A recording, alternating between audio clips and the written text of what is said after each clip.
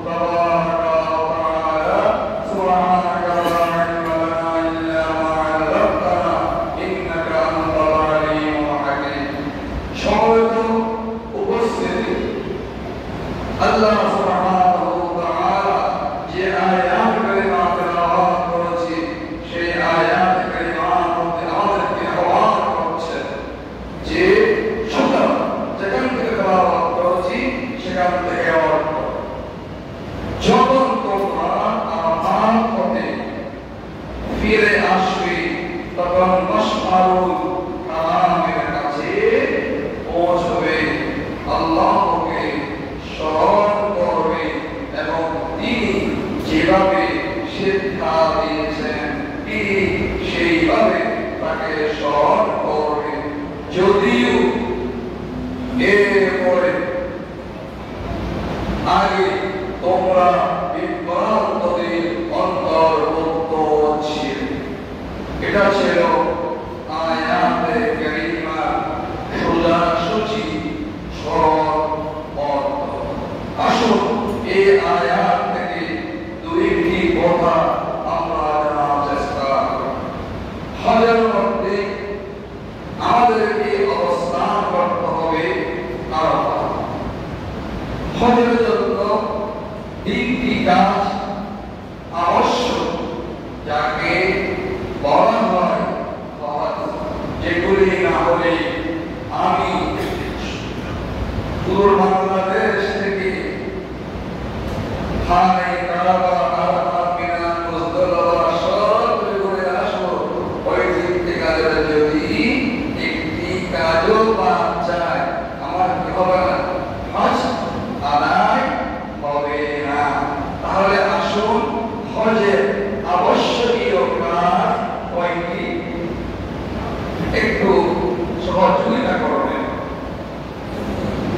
তিনটি বলুন কয়টি? প্রথম হচ্ছে হজ আদায়ের নিয়তে ইহরাম পরা। আপনারা যে যারা গিয়েছেন বাজার যাবেন এখান থেকে ইহরাম করবেন, এটা হজের ইহরাম নয়, এটা হচ্ছে ওমরার ইহরাম। কারণ প্রথমে গিয়ে আপনি যদি জেদ্দায় অবতরণ করেন সেখান থেকে আপনাকে নিয়ে যাওয়া হবে মক্কাতুল মুকাররমার জমিন। আপনি আপনার বাসায় তাহলে কি আপনার মালপত্র রেখে বিশ্রাম নিয়ে খানে কাবায় কি করবেন? তাওয়াফ করবেন, সাই করবেন, মাথা মুন্ডাবেন, আপনার পূর্ণতা শেষ হয়ে যাবে। পুনরায় আপনি অন্যান্য খবর করে নানা ঘটনা করবেন। কিন্তু আপনি যখন মিনার উদ্দেশ্যে রওনা হবেন তখন ইহরাম পড়বে দেখি রস দেখি ইহরাম নিয়ে আপনি দূর করেন আর ফাদর ময়দান থেকে বলবে বলা যাবে। তাহলে আমি বলতে চাচ্ছিলাম প্রথম খরচ হচ্ছে হজের উদ্দেশ্যে কি করা? ইহরাম পড়া। দ্বিতীয় হচ্ছে আরাফাতের ময়দানে অবস্থান করা। তৃতীয় হচ্ছে তাওয়াফে জিয়ারত করা, যেটা হচ্ছে কি 10 তারিখ 6 মাসে কমপ্লিট করার পর থেকে সেদিন মাত্র আপনার পরদিন না তার পরদিন আপনাকে কিন্তু সেই তাওয়াফে জিয়ারত করা খুব সতর্কতা সহকারে আপনাকে আমাকে পালন করতে হবে। আসুন ফাইযাল আমদাতু মিন আরাফাত, আরাফাতের ময়দানকে আরাফাতের ময়দানকে বলা হয়। এখানে কয়েকটি কথা পড়ে আছে। প্রথম নম্বর হচ্ছে হযরত ইব্রাহিম খলিলুল্লাহ, তিনি কোরবানির ব্যাপারে সর্বশেষ যেখানে গিয়ে ফরজিয়াত করলেন সেটা ছিল কি আরাফাতের ময়দান। যখন জিবরাইল নেওয়া হয় দ্বিতীয়বার পরাগার নেওয়া হলো, তাফসীর ইবনে কাসীর উত্তর দিয়ে বলছি, তিনি বলতেন যে ভাইকে বাইত করাই আমার পরিচিত জায়গা আরাফাত বলতে কি বলছি। দ্বিতীয়ত হলো হযরত আদম সফিউল্লাহ আলাইহিস সালামের দোয়া যেখানে কবুল হয়েছিল সেই ময়দানের নাম কি? সে জায়গার নাম কি বলুন না, আরাফাত।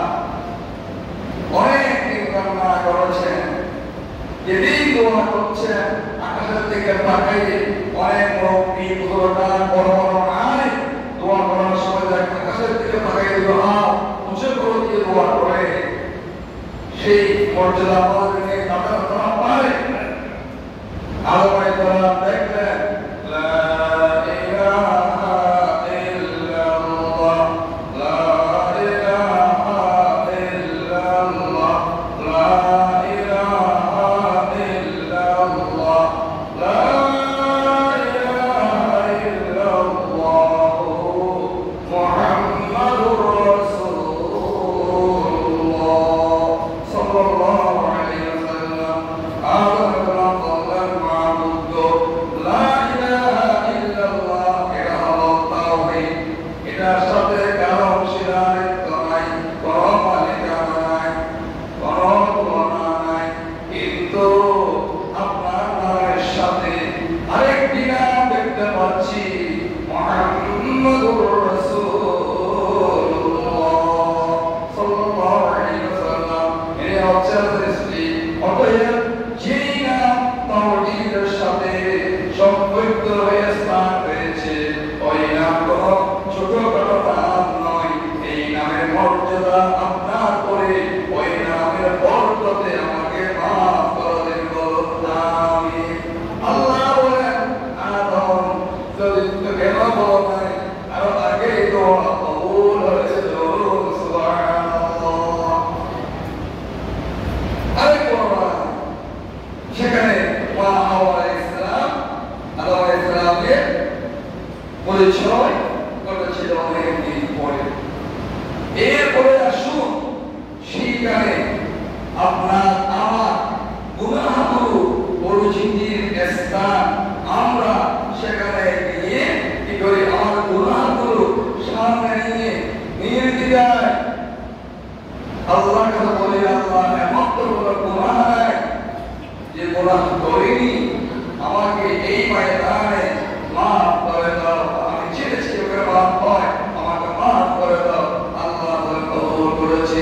বন্দা বলে রব্বানা যালামনা আনফুসানা ওয়া ইল্লাম তাগফির লানা ওয়া তারহামনা লানাকুনান্না মিনাল খাসিরিন।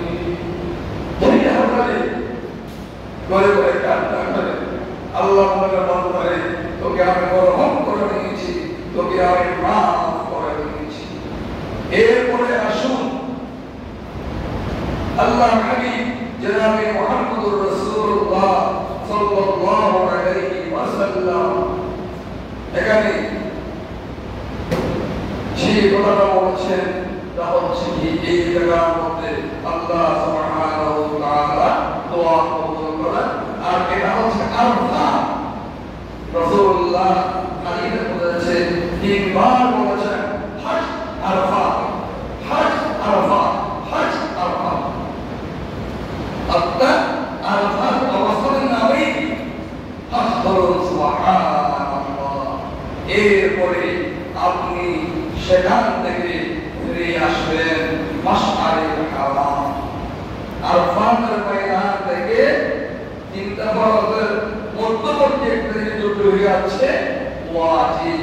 হজের মধ্যে ৬টি ওয়াজিবের প্রথম ওয়াজিব হচ্ছে মুজদালিফার খোলা আকাশের নিচে অবস্থান করা। সুবহানাল্লাহ। আপনি ওখানে জুহুর আর আসর একসাথে আদায় করেছেন। আপনি সেখান থেকে পায়ে হেঁটে হোক, গাড়িতে হোক, যেভাবে হোক আপনি আসবেন মুজদালিফা। সেখানে এসে আপনি মাগরিব এবং ইশা আদায় করবেন। তারপরে কঙ্কর বুঝিয়ে দেবেন বা ডুবাই দেবেন। তারপরে বিশ্রাম নেবেন। ততক্ষণ পর্যন্ত আপনি প্রথম প্রহরে সালাতুল ফাজর ফজরের নামাজ আদায় করে সুন্নাহ মোতাবেক আপনি আর থাকতে পারবেন না, সূর্য বাবাদের দিকে চলে যাবেন। হ্যাঁ, যত সুন্নাহ সুন্নাহ। অনেকে দেরি করে যায়, কিন্তু সেখানে দেরি করার কোনো সুযোগ নেই। আপনি সেখানে আর এখানে আল্লাহ রাব্বুল আলামিন আহকামুল হাকিমিন জিকির আসকার আপনি সেখানে করবেন। কোরআন কাছে নিচে থাকতে হবে। এরপরে আল্লাহ হাবিব জনাবে মুহাম্মদুর রাসূলুল্লাহ সাল্লাল্লাহু আলাইহি ওয়াসাল্লাম এই মুজদাফা থেকে কোথায় গেলেন? জামাতের দিকে চলে গেলেন। এরপরে কোরআন আয়াতের শেষাংশে যে আয়াত আমরা তেলাওয়াত করেছি সেখানে তাফসীর ইবনে কাসীর তিনটি অর্থ উদ্ধৃত হয়েছে। প্রথম নম্বর হচ্ছে এর আগে মানি হেদায়েত আসে নাই, অর্থাৎ আল্লাহর রাসূলের আগে হেদায়েত ছিল না, পরিপূর্ণ ছিল না। এরপরে হেদায়েতের চালিকা শক্তি না হচ্ছে কি কোরআনুল কারীম। কোরআনুল কারীমের শুরুতে আল্লাহ সুবহানাহু ওয়া তাআলা তার কুদরত দিয়ে বলেছেন বিসমিল্লাহির রহমানির রহিম আলিফ লাম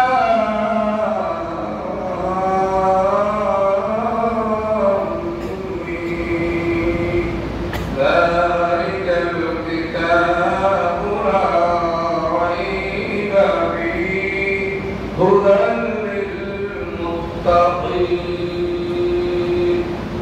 এই কিতাবের মধ্যে সন্দেহের অবকাশ নেই।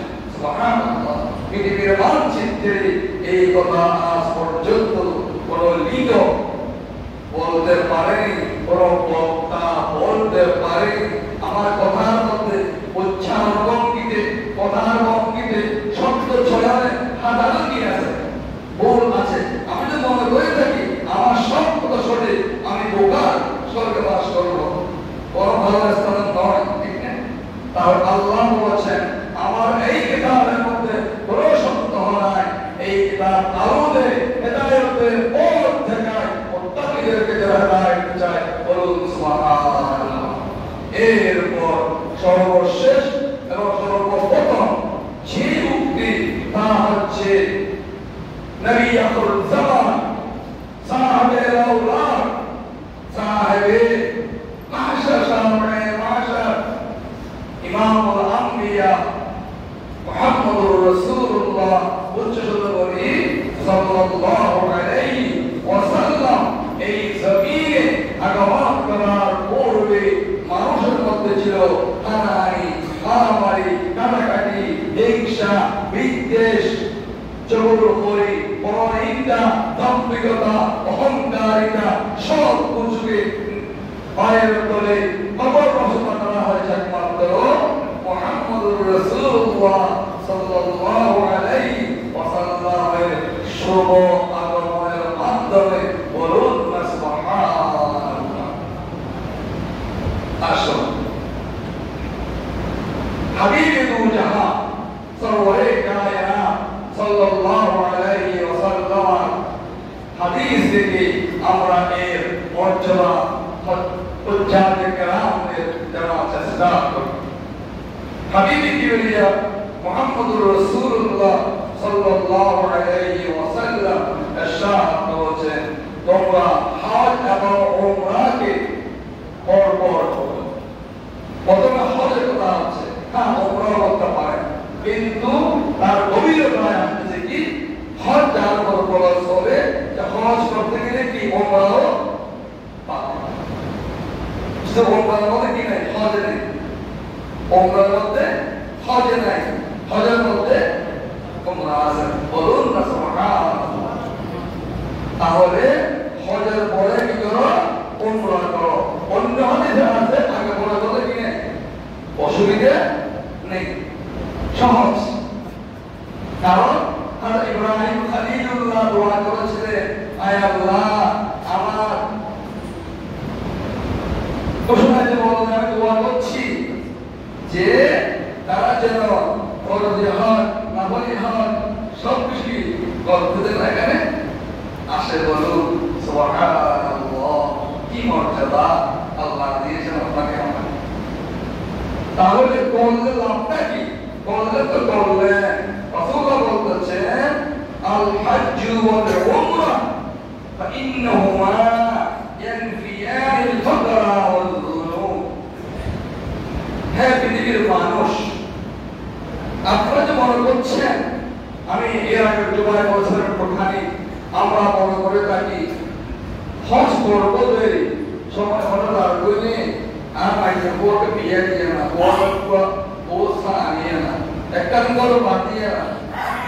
সাধারণ হাজরিন, এটার জন্য তো হজ খরচের সাথে কোনো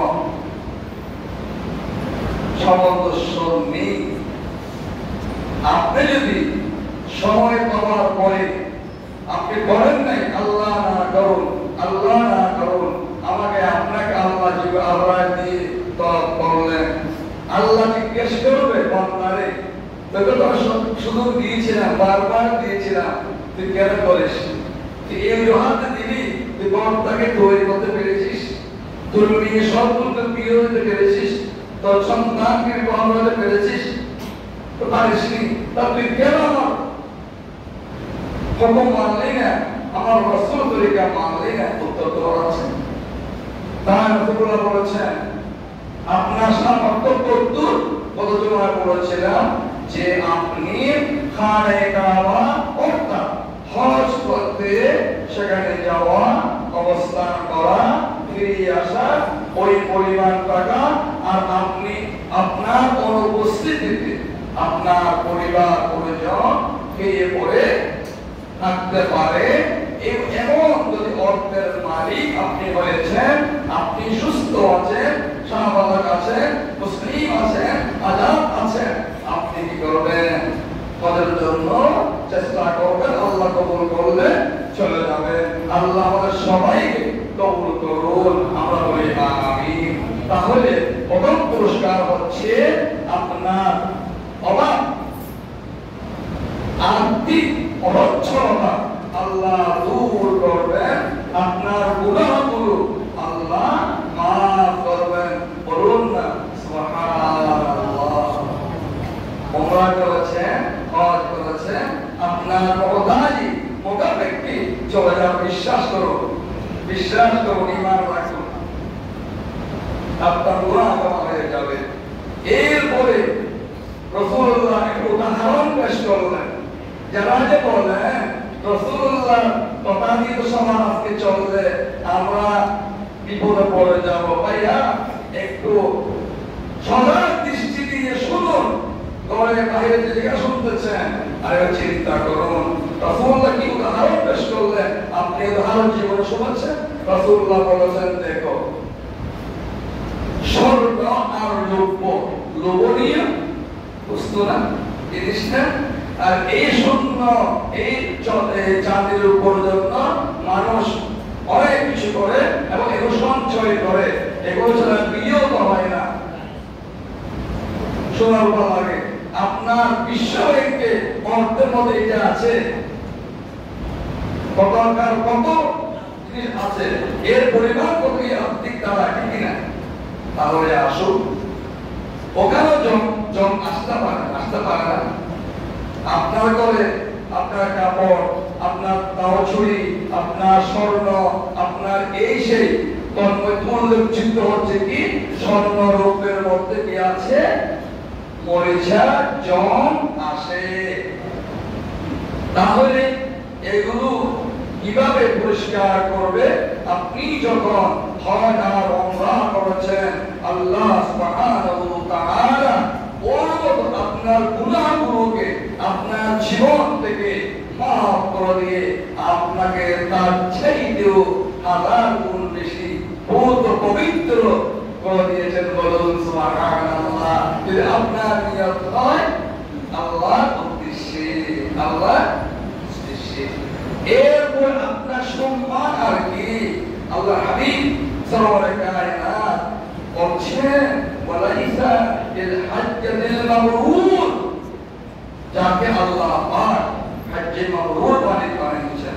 হজ্জে মাবরুর হচ্ছে আল্লাহ দরবারে গ্রহণ কবুল। তাহলে তার রেজাল্ট ফলাফল হচ্ছে কি সাওয়াউন ফিল জান্নাহ, তার ফলাফল কি জান্নাতুল ফিরদাউসের সার্টিফিকেট আপনি লাইসেন্স দুনিয়া থেকে আর কাদের ময়দান থেকে আলাদাই থেকে আপনি গ্রহণ করলেন। বলুন আলহামদুলিল্লাহ। আল্লাহ যারা গিয়েছেন, যারা যাবেন এবং যারা আকাঙ্ক্ষা করছেন সবাইকে এই সার্টিফিকেট নেওয়ার মতো যোগ্যতা আপনার কুদরত দিয়ে আপনি দান করুন। আমরা প্রত্যেকে বলি আমিন। তো তাই জনাবে মুহাম্মদুর রাসূলুল্লাহ সাল্লাল্লাহু আলাইহি ওয়াসাল্লাম আরো ইরশাদ ফরমাচ্ছেন। প্রিয় হাজিরিন, আমি আগে বলেছিলাম যে হজ দেরি রাসূলুল্লাহ নিষেধ করেছেন যে রাসূলুল্লাহ সাল্লাল্লাহু আলাইহি ওয়াসাল্লাম ইরশাদ করেছেন যে তাহাজ্জুদু,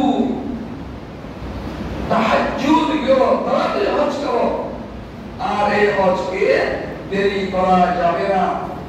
কখন সময় চলে যায় আমি আপনি কেউ বলতে পারি না। আমি যদি একাগ্রতা মন নিয়ে চেষ্টা করেছি, ভিসা পাইনি, পাসপোর্ট পাইনি, আইডি কার্ড পুরো করে দিতে পারিনি, হ্যাঁ অনেক সমস্যা এয়ারপোর্টে গেলে বোঝা যায় কি কার কি সমস্যা, বিভিন্ন কারণে হতে যেতে পারলাম না, আমি কারো যদি হয়ে যায় আমার 200 টাকা পড়ে যায়, আল্লাহ কি পাপ করেছি আমি, এয়ারপোর্ট থেকে আমার বেরিয়ে যেতে হচ্ছে, আমার হয় না। আর ওই সময় আমি টাকা হয়ে যায়, হয়তো আশা করা যায় আমার একটা হৃদয়ের কান্নায় আল্লাহ আমাকে হজকারী হিসাবে মকবুল হতে যাবে, আল্লাহ কবুল করবেন। বলুন আমিন। এজন্য আপনার প্রচেষ্টা আপনি করবেন, চেষ্টা আপনার সফলতা দেওয়ার মালিককে আল্লাহ। এর উপরে আপনাকে আমাকে বিশ্বাস স্থাপন করতে হবে। তো তাই নয়, রাসূলুল্লাহ সাল্লাল্লাহু আলাইহি ওয়াসাল্লাম আপনাকে আমাকে উদাহরণ দিয়ে বলছেন, উম্মত বুঝো বুঝো, আর কতদিন না বুঝার পাঠ করবে। আমি এমন রাসূল এমন পর্যন্তের জন্যই শুভ আগমন করেছি। আমি আসার কারণে পৃথিবী থেকে সমস্ত অসুবিধা দূর হয়েছে। তোমরা নিজেরাই আমাকে না মেনে, আমার কথা না মেনে কি করছো, সমস্যা জড়াচ্ছ। আসুন আরেকটা হাদিস রাসূলুল্লাহ সাল্লাল্লাহু আলাইহি ওয়াসাল্লাম, ও রাসূলুল্লাহ সবাই বলি সাল্লাল্লাহু আলাইহি ওয়াসাল্লাম ফি ফাদিলাতিল হজ, হজকারীদের মর্যাদা সম্মানের উপরে রাসূল বলছেন, আমার উম্মত যারা নাকি শারীরিক আর্থিক দুটো সময় সবকিছু কোরবানি করে আল্লাহ পাগল হয়ে মদিনার কোন কোন পাগল মক্কায় মুআজ্জমার পাগল হয়ে চলে আসবে দেশ থেকে, তাদের মর্যাদা সব আমি রাসূল বলছি কি প্রথম নম্বর মর্যাদা হচ্ছে এরকম একটা উদাহরণ, ইন্নাল ইসলাম ইয়াহদি মা কানা ক্বাবলা। আপনি একজন মানুষ অমুসলিম ছিলেন, আপনি একজন মানুষ নামাজার ছিলেন, আপনি একজন মানুষ গুস্তুর ছিলেন, আপনি একজন মানুষ মদকুর ছিলেন, আপনি একজন মানুষ বেনামাজি ছিলেন, আপনি একজন মানুষ সমাজের ইট ছিলেন, কিন্তু হঠাৎ মনে হলো আয় আল্লাহ আমি তোমার সাথে তো মুশরিকানা চালচলন করেছি, আমি তোমার হুকুম মানি নাই, তোমার রাসূলের তরিকা মানি নাই। ও মুসলিম কলমা পড়েছে, মুসলিম তাওবা করেছে, তাওবায়ে নসুহা করেছে, আর সেদিকে জান যাবে, তারপর সেই দিকে হাত পাও বাড়ানো ইচ্ছে করে সিদ্ধান্ত নিয়ে তাওবা করেছেন, সিদ্ধান্ত নিয়ে মানেছেন। আমার আল্লাহর নবী আল্লাহর পক্ষ থেকে বলেছেন, ও উম্মত, ও আল্লাহর বান্দা, তোমার জীবনের সমস্ত বাজার করা হয়ে আল্লাহ তোমাকে কবুল করে নিয়েছেন। ও মুশরিক, তোমার শিরকের প্রমাণ করে দিয়ে তোমাকে ইমানদার করে বানিয়েছেন। তো তাই নয়, আপনার খালি স্থান করো আল্লাহর রহমত দিয়ে উন্নতি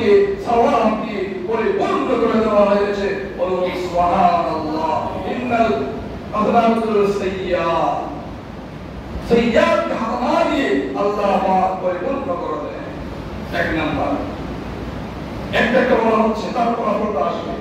দ্বিতীয় নম্বর উদাহরণ হচ্ছে যারা হিজরত করে দেশের পরিবেশ, সমাজের পরিবেশ ইসলামের অনুকূল পরিবেশের পক্ষে নয়, যেমন করে মক্কাতুল মুকাররমার জমিন পরিবেশ পরিস্থিতি কারণে সরওয়ারে কায়নাত মাতৃভূমিকে ত্যাগ করে ইসরাইল মদিনা তাইয়্যিবার মধ্যে তাশরীফ নিয়ে এনেছেন।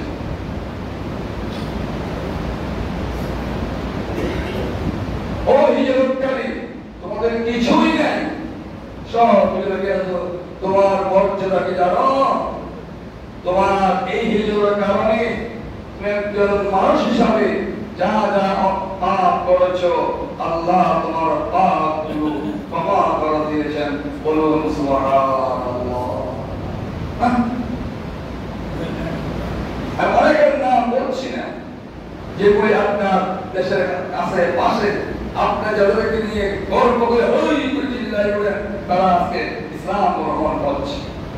দ্বিতীয় নম্বর কথা হচ্ছে কি, রাসূলুল্লাহ বলেছে ওয়াইনাল হজ ইয়াহদিমু, আল্লাহ রাব্বুল আলামিন হজ করার কারণে মিটাইলে মা কানা কাবলাহু, তোমার জীবনের পূর্বে সমস্ত গুনাহগুলোকে আল্লাহ সুবহানাহু ওয়া তাআলা ক্ষমা করে দেন। বলুন না সুবহানাল্লাহ। পৃথিবীর মধ্যে কোন ব্যক্তি বলতে পেরেছেন এইভাবে তিনটা কথা বলেছেন? প্রথম নম্বর, যত পাপ করো না কেন তওবা করো। তোমার দেশ মাতৃকা ইসলামের পরিবেশ তোর পক্ষে নয়, হিজরত করেছো। তোমাকে আল্লাহ টাকা পয়সা দিয়েছে, হজ যেটা বের হয়েছো, এই চিন্তা কারণে যেই করে তুমি করেছো, আল্লাহ রাব্বুল আলামিন তোমার জীবনে পূর্বের গুনাহগুলো ক্ষমা করে দিয়েছেন। বলুন সুবহানাল্লাহ। সেই গুনাহের জন্য এমন একটা দিন রয়েছে, এমন একটা সময় রয়েছে, রাসূলুল্লাহ বলেছেন যে পূর্বে বলেছিলাম আরাফা আরাফা আরাফা হজ। রাসূলুল্লাহ বলেছেন আমার আল্লাহ এমন একটা দিন আমার উম্মতের জন্য নির্ধারণ করেছেন। কোন দিন? ওই দিন আল্লাহ পাক মানুষগুলোকে, আমার উম্মতকে, আল্লাহর বান্দাদেরকে এমন ভাবে জাহান্নাম থেকে, আগুন থেকে বাঁচিয়ে নেন, মাফ করে দেন। যে মাফ সবে বদলে, সবে বরাতে, রমজানে, ঈদে হয়, যা হয়েছে ওই রকম গোটা মাসের সময়ে ওই দিনের প্রতিটি মুহূর্তে আল্লাহ পাক ক্ষমা করছেন জাহান্নাম থেকে তার পাপিষ্ঠ বান্দাদেরকে। তার কাফারা দিয়ে দেন, আল্লাহ ইয়া ইবাদিয়াল্লাযীনা আসরাফু আলা আনফুসিহিম লা তাকনাতু মির রাহমাতিল্লাহ ইলাহি তুবতু মিন কুল্লিল মাসি ফালা রাজা'an লিল মাসি আকসিমি ইয়া ওয়ায়াসিল মুস্তাগীসিন বিফadlika ইয়াওমা ইউফাকু বিন নাওয়াসি। আল্লাহ মাফ করে দেন বান্দাদেরকে, আমার রহমতের আশ্বাস না। সেই দিন হচ্ছে ইয়াউমা আরাফা। এর নাম কি? আরাফার দিন। এর নাম কি? আরাফার দিন। রাসূলুল্লাহ বলেছেন ওই দিন আরেকটা মর্যাদা। প্রথম তো গুনাহ মাফ হয়ে গেল, ওই দিন যারা সেখানে অবস্থান করবেন, তারা যখন গিরহদারি করেন, কান্নাকাটি করেন, আল্লাহ একদম নিচে চলে আসেন। কতদূরে আসেন? আল্লাহ যাদের কথা করে আমার যেন আমি সয় না, আপনার যেন আমি সয় না। রাসূলুল্লাহ বলেছেন বন্দার কাছে আসেন, কিভাবে আসেন আল্লাহ জানেন, এবং তাদেরকে ডাকে এদিকে তারা কি চায়? তারা বলে আল্লাহ তারা গুনাহ মাফ চায়, তারা এটা চায়, এটা চায়, ওটা চায়, দুনিয়ার কল্যাণ চায়, পরকালীন কল্যাণ চায়। তাই তারা কি আমাকে দেখেছে? না, আমাকে দেখেন। তারা কি এই 1400 এই হিজরতের বদলে আমাকে আমার রাসূল দেখেছে? না, তাও দেখেন। তারা কোরআন দেখেছে, সুন্নাহ হাদিস দেখেছে, তাওলি গ্রামের পানি শুনতে দেখেছে। তাই এত ভক্তি, হ্যাঁ আমি ঘোষণা দিলাম, আপনাদের কত দিলাম, তারা যাদের জন্য যা যা চাইবে সব আমি আল্লাহ দেওয়ার কাছে প্রতিশ্রুতি না বলো সুবহানাল্লাহ। সেই দিনের জন্য প্রস্তুতি আমরা গ্রহণ করতে পারি কি? বলুন না ইনশাআল্লাহ, বলুন না ইনশাআল্লাহ। আসুন সর্বশেষ ছোট্ট একটা হাদিস বলে শেষ করছি। রাসূলুল্লাহ সাল্লাল্লাহু আলাইহি ওয়াসাল্লাম বলেছেন, যখন আপনি আল্লাহর উদ্দেশ্যে হজ করে প্রত্যাবর্তন করে আপনি সেখান থেকে কি মর্যাদা কি সম্মান নিয়ে আসেন, আপনি একবার চিন্তা করেছেন? একবার চিন্তা করেন নাই? চিন্তা করলে সেখান থেকে আসার পর আপনার জীবনের পরিবর্তন হতো। সময় দেখতে পাচ্ছি না।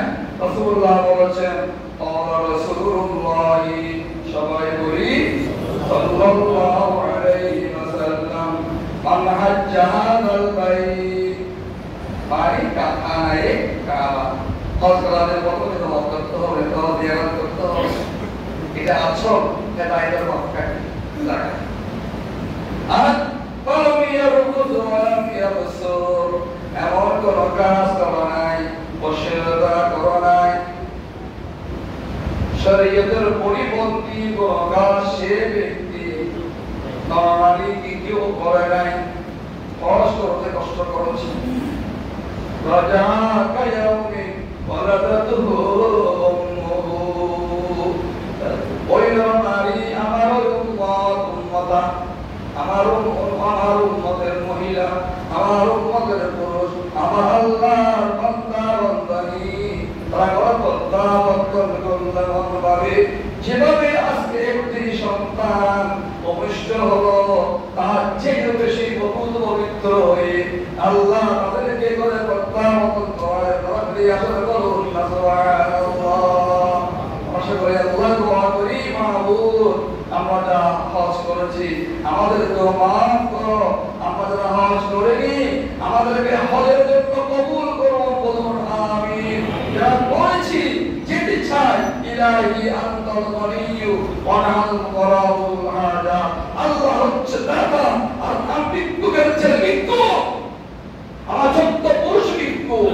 আল্লাহকে চাইতে হবে, না চাই আল্লাহ দেবেন। আল্লাহ ওয়াদা আমরা চাই, ও আল্লাহ আমাদের বারবার তোমার মেহমানদারি তোমার আতিথেয়তা গ্রহণ করার জন্য আমাদের সকল উম্মত মুসলিমাকে উম্মত মুহাম্মাদিয়াকে কবুল আর মঞ্জুর করুন। আমরা প্রত্যেকে বলি আমিন।